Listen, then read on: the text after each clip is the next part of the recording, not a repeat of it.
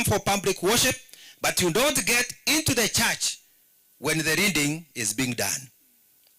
You need to wait until we have a break for a song. Then you can come into the service.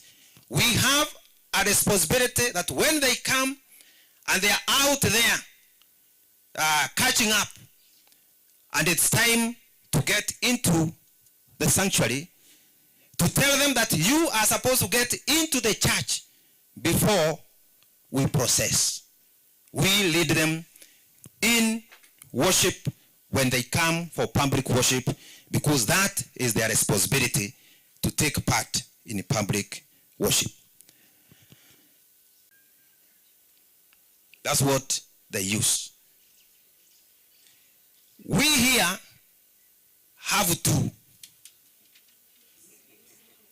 Saying in most of our church, we still have the liberty to use.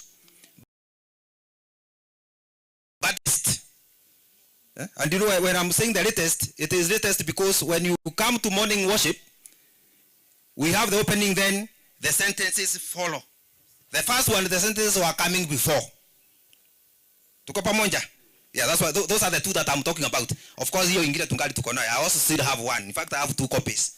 I wanted to get a new one because of Mount Kenya South.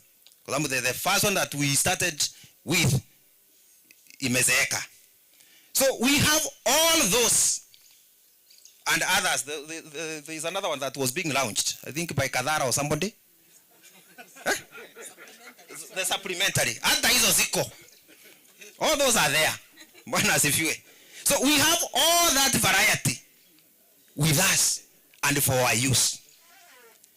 Now, the bottom line is they are all Anglican in